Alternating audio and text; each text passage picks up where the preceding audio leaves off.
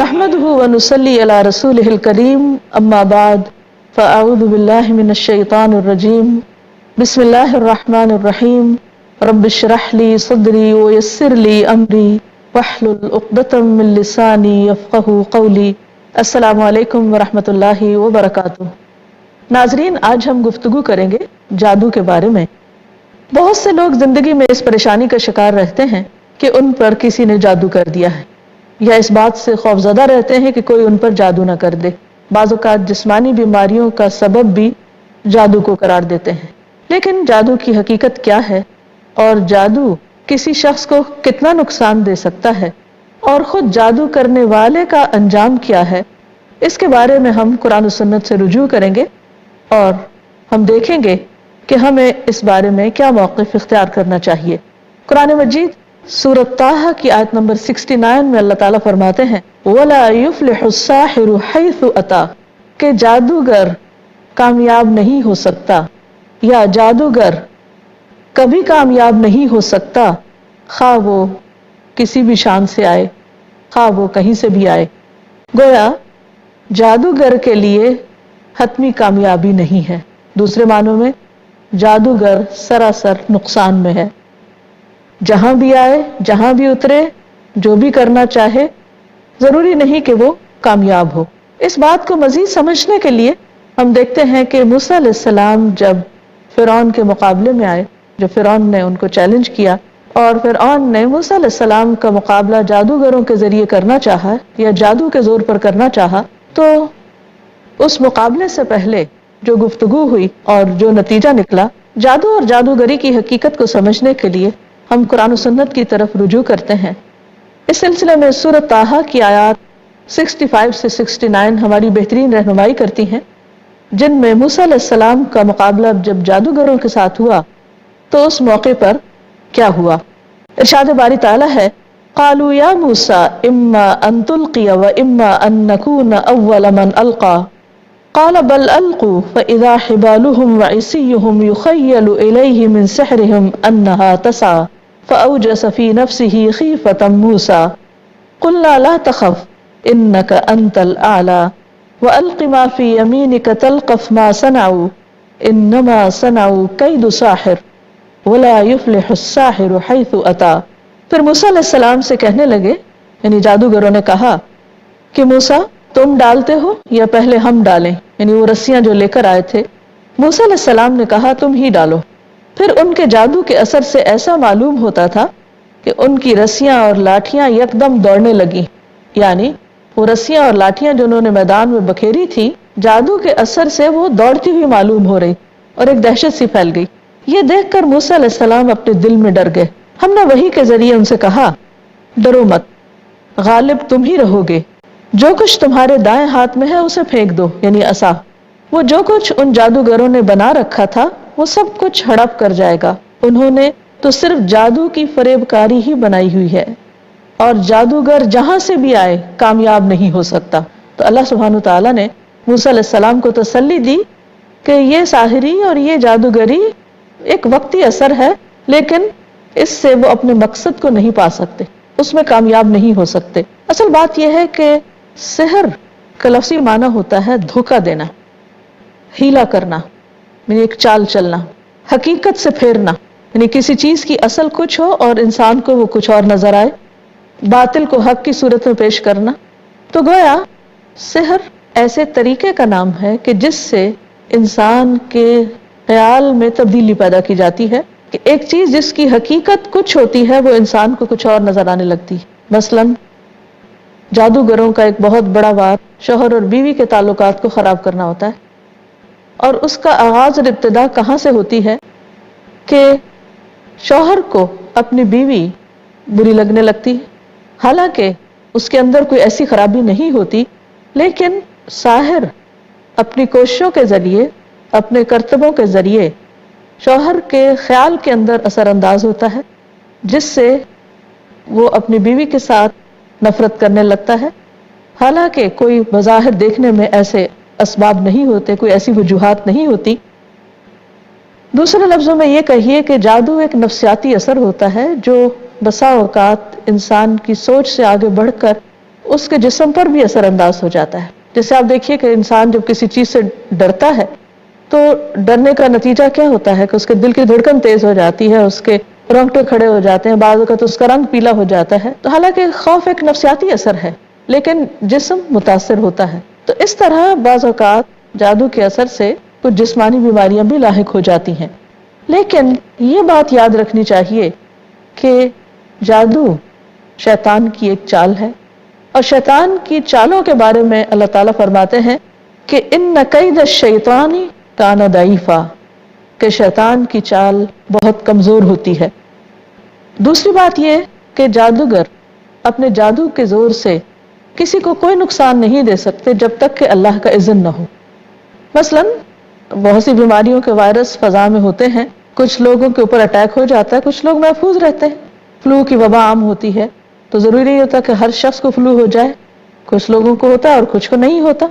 اسی طرح جادوگر اپنی کوشش میں لگے رہتے ہیں لیکن ضروری نہیں کہ وہ جس پر جادو کرنے کی کوشش کریں ضرور اس پر اثر بھی ہو جائے، اور اگر اثر ہوتا بھی ہے تو وہ باذن اللہ ہوتا ہے، لیکن اس کا بھی توڑ ہو سکتا ہے، اس کا بھی علاج ہو سکتا ہے.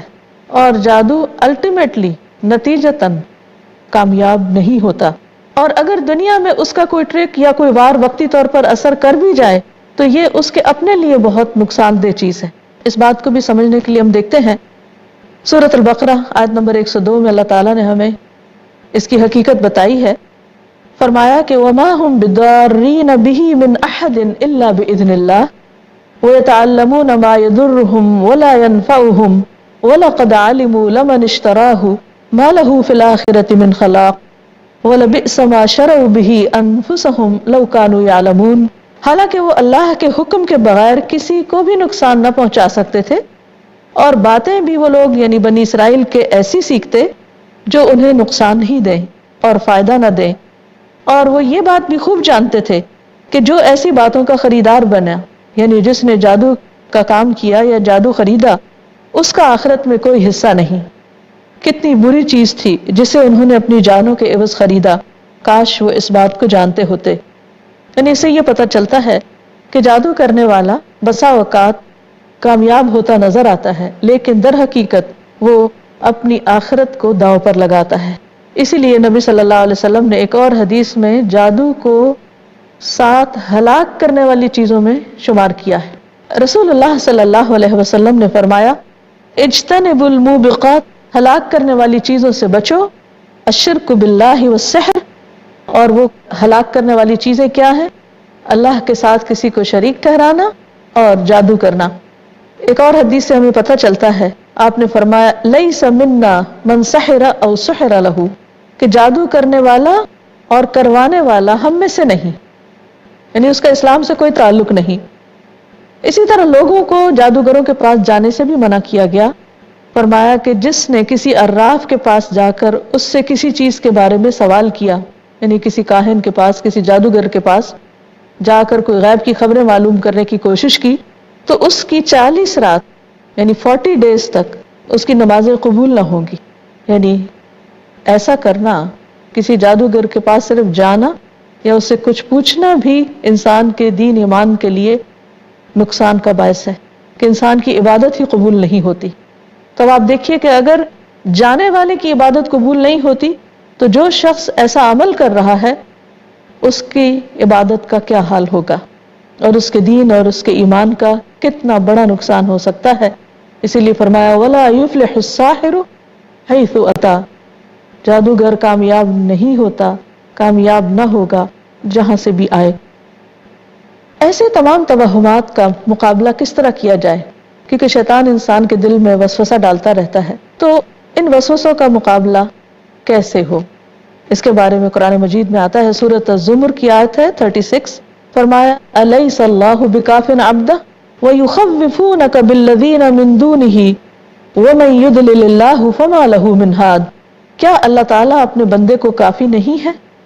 اور یہ لوگ آپ کو ان سے ڈراتے ہیں جو اس کے سوا ہیں، یعنی غیر اللہ سے ڈراتے ہیں، اور جسے اللہ گمراہ کر دے اسے کوئی ہدایت دینے والا نہیں. تو بنیادی بات یہ ہے کہ انسان کو ایسی کسی بھی چیز سے ڈرنا نہیں چاہیے، کیونکہ اصل طاقت کا مالک، نفع نقصان کا مالک صرف اور صرف اللہ ہی ہے۔ اس سلسلے میں یہ بھی یاد رہے کہ انسان ان دعاؤں اور اذکار کا اہتمام کرے جو نبی صلی اللہ علیہ وسلم نے سکھائی ہیں۔ مثلا عبداللہ بن عمرو بن العاص سے روایت ہے کہ نبی صلی اللہ علیہ وسلم جب مسجد میں تشریف لے جاتے تو یہ دعا پڑھا کرتے تھے، اعوذ باللہ العظیم وبوجہہ الکریم وسلطانہ القدیم من الشیطان الرجیم۔ اس کا ترجمہ ہے کہ میں اللہ انتہائی عظمت والے کی، اس کی ذات کریم اور اس کے سلطان قدیم کے ساتھ پناہ لیتا ہوں شیطان مردود سے۔ انسان جب یہ کہہ لیتا ہے تو ابلیس کہتا ہے کہ آج سارے دن کے لیے یہ مجھ سے محفوظ ہو گیا۔ نبی صلی اللہ علیہ وسلم نے کتنی بہترین دعا ہمیں سکھائی۔ انسان اگر صبح کے وقت یہ پڑھ لے تو شیطان کا انسان پر کوئی زور نہیں چلے گا۔ اسی طرح ایک اور روایت میں آتا ہے، عثمان بن ابی العاص کہتے ہیں کہ میں نے نبی صلی اللہ علیہ وسلم سے کہا، اے اللہ کے رسول صلی اللہ علیہ وسلم، مجھے نماز میں ایسی صورتحال پیش آتی ہے کہ مجھے یاد نہیں رہتا، میں بہت بھولتا ہوں کہ میں نماز میں کیا پڑھ رہا ہوں۔ بہت سے لوگ اس مشکل کا شکار ہوتے ہیں۔ آپ نے فرمایا یہ شیطان کا اثر ہے، یعنی شیطان انسان کی سوچ میں خلل ڈالتا ہے اور انسان کو بھلوا دیتا ہے۔ تو میرے قریب آؤ۔ میں آپ کے قریب ہوا، پنجوں کے بل بیٹھ گیا۔ آپ صلی اللہ علیہ وسلم نے میرے سینے پر ہاتھ مارا اور میرے منہ پہ تھتکارا اور فرمایا کہ اے اللہ کے دشمن، تم نکل جاؤ۔ آپ نے 3 بار ایسا کیا اور پھر فرمایا جاؤ تم اپنے کام پر چلے جاؤ۔ عثمان کہتے ہیں کہ میری عمر گواہ ہے کہ اس کے بعد شیطان نے مجھے کبھی پریشان نہیں کیا، یعنی یہ میری مشکل آسان ہو گئی۔ پھر اسی طرح اللہ تعالیٰ کے دیگر کلمات اور خصوصاً جو اس موضوع پر ہمیں سکھائے گئے ہیں ان کا اہتمام کرنا چاہیے۔ اگر کبھی بھی انسان کو ایسا کوئی وہم ہو جائے یا ایسی کوئی تکلیف ہونے لگے یا یکایک کسی چیز کے بارے میں اس کو منفی خیالات آنے لگے یا انسان وسوسوں کا شکار ہو تو نبی صلی اللہ علیہ وسلم کے سکھائے ہوئے ان کلمات سے مدد دے۔ ابو طیاح کہتے ہیں کہ ایک آدمی نے عبد الرحمن بن خنبش سے پوچھا کہ رسول اللہ صلی اللہ علیہ وسلم نے اس وقت کیا کیا جب ان کے پاس شیاطین آئے؟ انہوں نے کہا کہ شیاطین مختلف وادیوں اور گھاٹیوں سے اتر کر نبی صلی اللہ علیہ وسلم کے پاس آئے اور ان میں سے ایک شیطان کے ہاتھ میں آگ کا شعلہ تھا جس سے اس کا ارادہ تھا کہ آپ کو جلائے، لیکن وہ خود مروب ہو گیا اور خود ہی پیچھے ہٹنے لگا۔ اتنی دیر میں جبریل علیہ السلام تشریف لائے اور انہوں نے نبی صلی اللہ علیہ وسلم کو ایک دعا سکھائی۔ انہوں نے کہا کہ آپ پڑھیے۔ آپ نے پوچھا کہ کیا پڑھوں؟ تو جبریل علیہ السلام نے یہ دعا پڑھ کر سنائی، اعوذ بکلمات اللہ التامات التی لا یجاوزہن بر ولا فاجر من شر ما خلق وذرأ وبرأ ومن شر ما ينزل من السماء ومن شر ما يعرج فيها ومن شر ما ذرأ في الأرض ومن شر ما يخرج منها ومن شر فتن الليل والنهار ومن شر كل طارق إلا طارقا يطرق بخير يا رحمن۔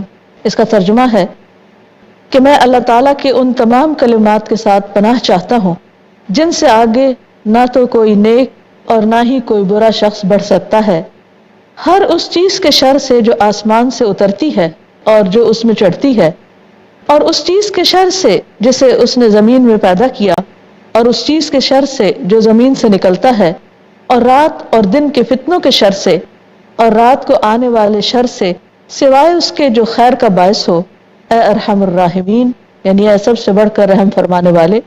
چنانچہ شیاطین کی آگ بجھ گئی اور اللہ نے انہیں شکست دی۔